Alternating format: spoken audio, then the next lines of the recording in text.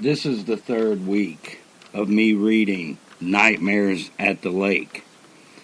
Tonight I'll be reading parts 11 through 15. I'll give a brief recap for those that missed the last two shows. The story started with me going to the pizza pub at the lake and hearing a duck quack. But the quack wasn't normal. It sounded a bit like evil laughter. I soon found myself in a nightmare. But was it really a nightmare? Or perhaps, is it something more? A nightmare reality. A reality that is normally hidden from view. One can't say for certain. Perhaps it's nothing but nightmares. Or perhaps it's a hidden reality that waits just out of sight. I ended last week just as my mind had returned after a brief vacation from reality. I was about to tell you the things I remembered. Were they false memories? Or memories of lands best unseen by human eyes? Memories from the death train. I started Nightmares at the Lake with an Edgar Allan Poe quote. All that we see or seem is but a dream within a dream. I feel that is an appropriate quote. Is all that we see or seem but a dream within a dream?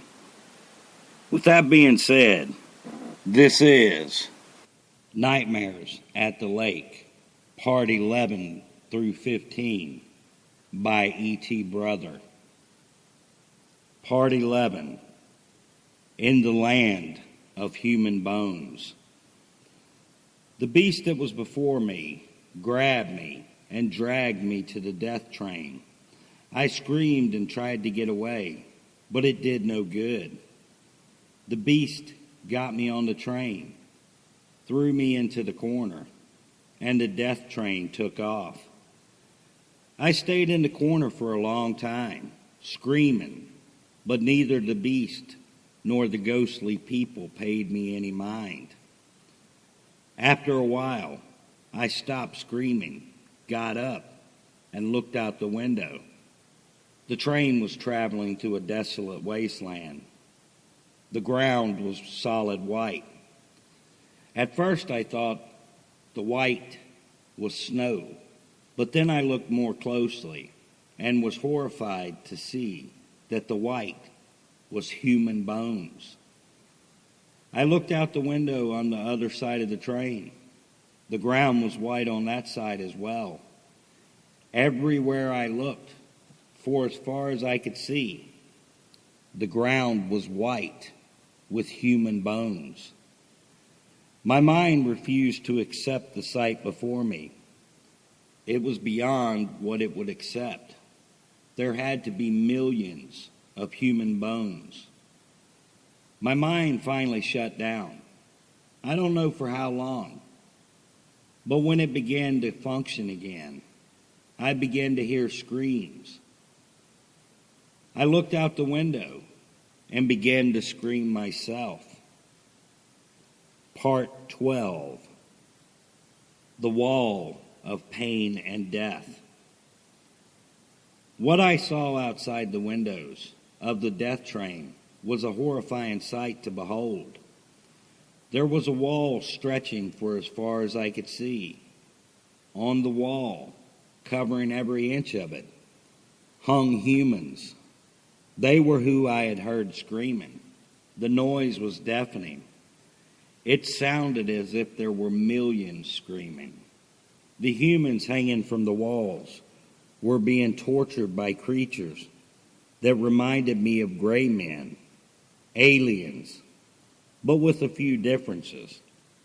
The creatures I saw next to the wall had tentacles on the back of their heads, and they had claws instead of fingers.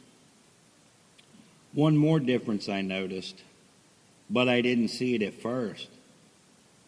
They had sharp fangs instead of teeth. The alien creatures were torturing the humans by ripping strips of flesh from them. I was revolted by the sight, but I couldn't tear my eyes away. I felt helpless. I couldn't move. The train roared on through this horrifying landscape, past the wall of human suffering, and I saw a sign briefly. The sign read, "The Wall of Pain and Death." I continued to look out the window. My mind went away for a while. The horror of the sight drove my mind away. The last thing I remember, before my mind slipped completely away, was looking in both directions and seeing that the wall stretched out in both directions for as far as I could see. I continued to scream as my mind went away. Then there was a skip in my memory as to what happened next. The skip could have lasted for moments or days. Of this, I'm not entirely certain. Part 13, looking at the very pits of hell. I do not know how much time passed before my mind finally returned. But what I saw and heard after my mind returned made me wish that my mind had remained gone for much longer. I was still on the death train, standing next to the window. What I saw almost drove my mind away for good. It almost drove me insane. I began to scream at the sight. The death train was running through a landscape that was on fire. Everywhere I looked, I saw humans. The humans were burning as well. But even though they were on fire, they never seemed to burn up. They were screaming in pain. Everywhere I looked, I saw demonic-looking creatures. They were everywhere, and they were horrifying sights. They seemed to be whipping the humans, causing them even more suffering. All those sights were bad enough. But then I saw a number of gigantic demonic beasts. They were at least 50 feet tall. They had blazing red eyes. I thought I was looking at the very pits of hell itself.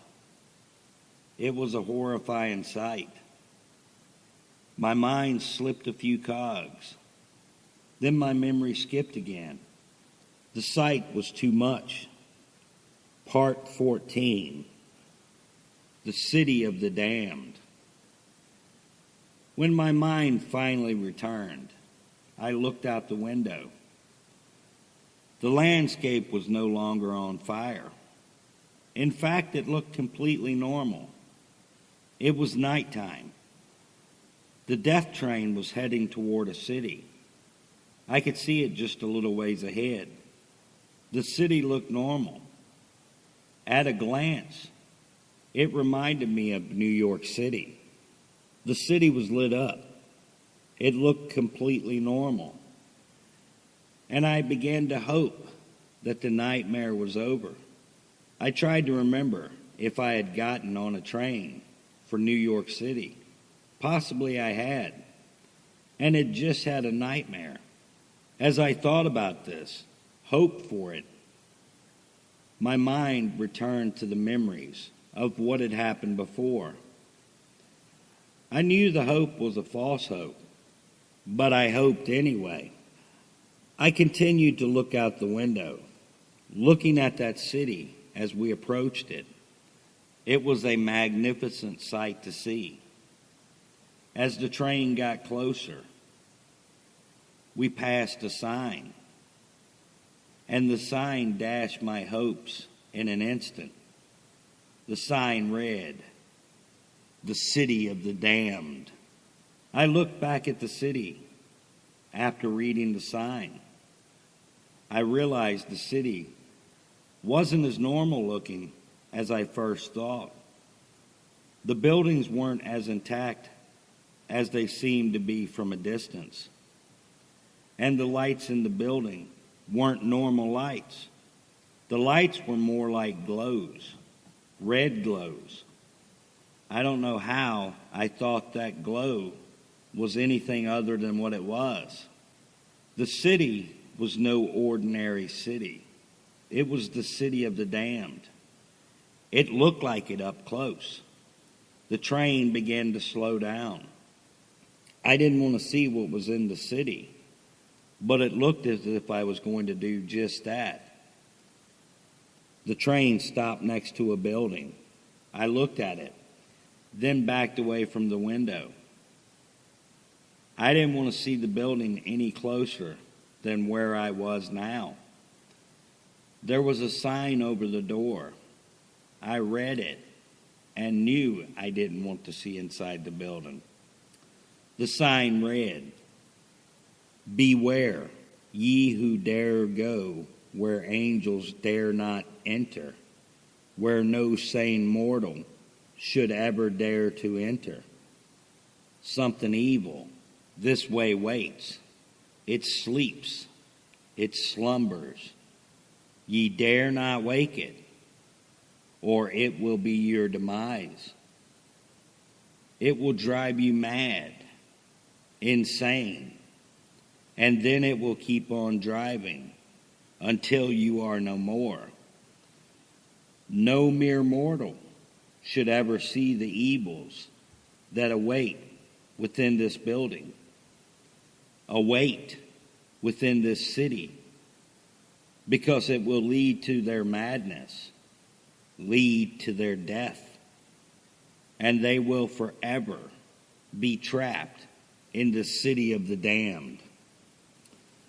I backed further away from the window, not wanting to even be close to that building.